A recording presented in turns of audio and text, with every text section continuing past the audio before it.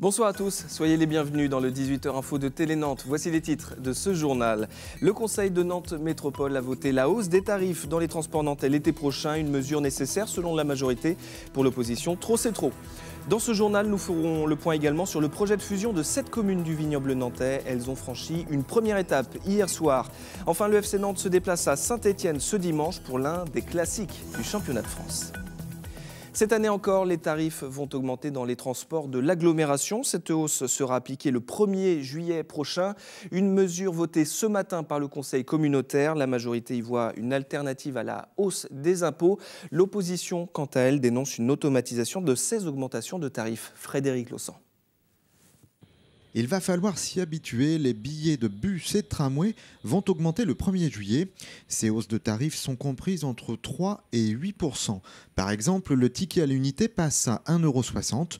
Quant aux billets mensuels, ils coûteront de 1 à 5 € de plus chaque mois, selon les catégories de voyageurs. Enfin, les passes annuelles, ils augmentent eux aussi, mais dans une moindre proportion.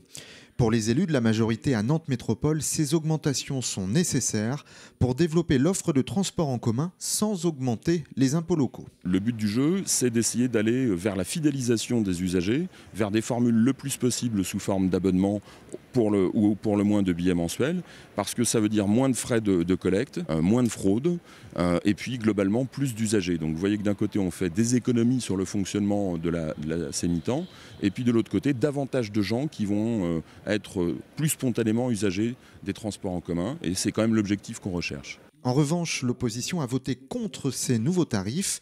Elle dénonce des hausses mécaniques et systématiques.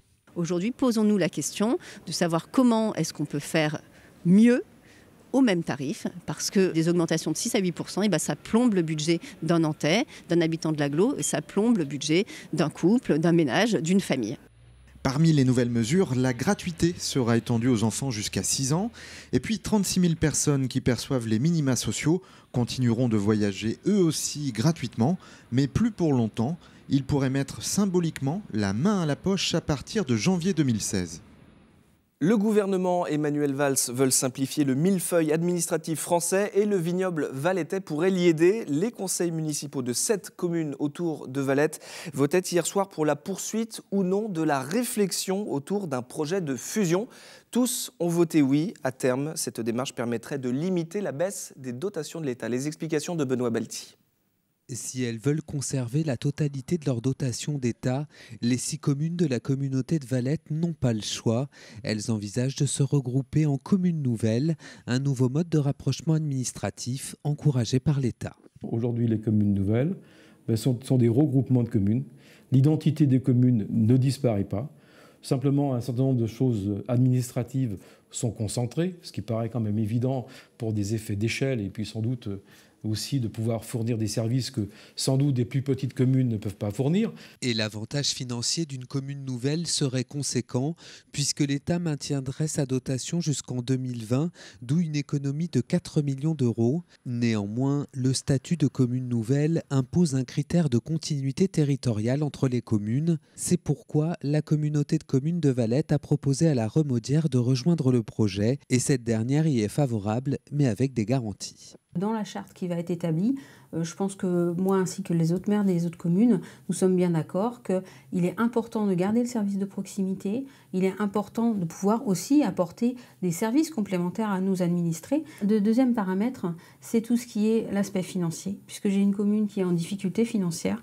Nous avons un gros emprunt à rembourser, il a fallu que j'augmente les impôts de 30% cette année. Modèle de gouvernance, nom de la nouvelle commune, tout reste à écrire. Mais pour bénéficier des avantages financiers, les 7 communes devront se prononcer officiellement sur leur groupement avant le 31 décembre 2015.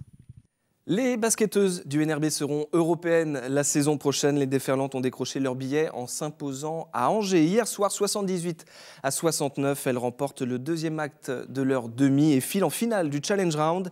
À la fin de la rencontre, l'entraîneur Emmanuel Queret était forcément comblé et il a également rendu hommage aux joueuses de l'UFAB.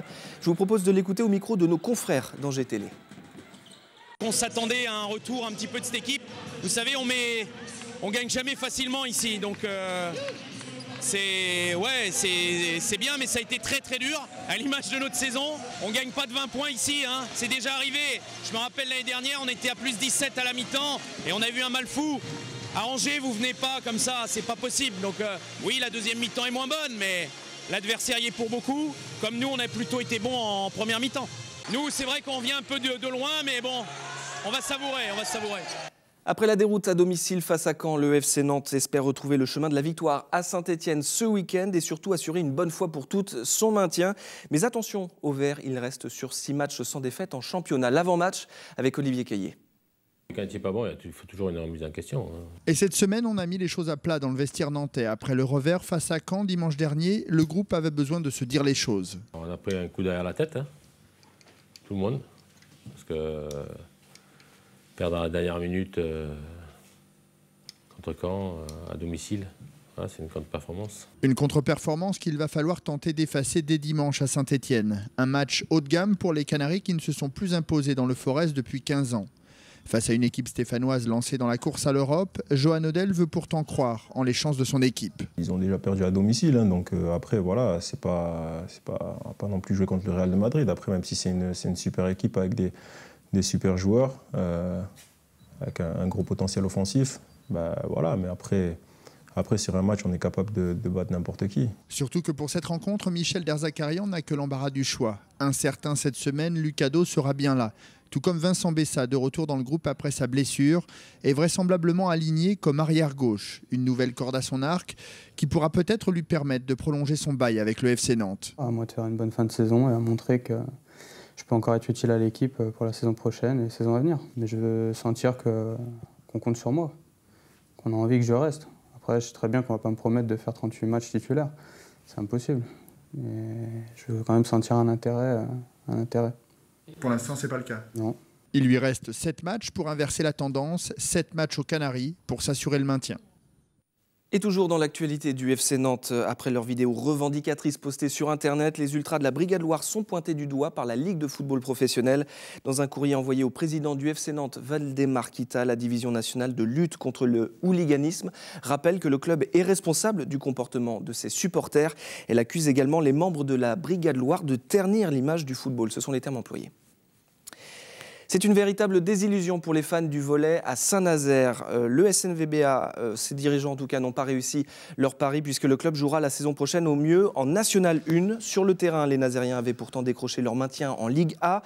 Mais impossible pour le club de boucler son budget 2015, la faute à un déficit de 130 000 €. Le SNVBA doit également faire face à la chute des subventions municipales. Elles vont passer de 600 000 à 200 000 €. Une situation financière intenable qui oblige donc le club à repartir au mieux en 3e division. Ce soir à Nantes, ce sont les apprentis d'Auteuil qui régalent. Ils organisent un dîner de gala à l'hôtel Radisson Blu, un projet qu'ils réalisent de A à Z. Ils sont au fourneau, sous la direction du chef du restaurant, mais également au service pour ce dîner à but lucratif. Notre journaliste Éric Egon s'est glissé en cuisine en plein préparatif. Regardez. Il faut dresser toutes les tables comme ça. Il y a une 50aine de clients qui va venir pour qu'on les serve, pour se restaurer ce soir. Et donc le menu a été préparé par les cuisiniers de notre classe et en lien avec les cuisiniers du Radisson. Ils sont venus plusieurs fois dans notre établissement. Donc on ne connaît pas les lieux, mais on pense que tout ça va bien se passer. On est plusieurs et on est confiant avec le Radisson. Ils s'occupent très bien de nous.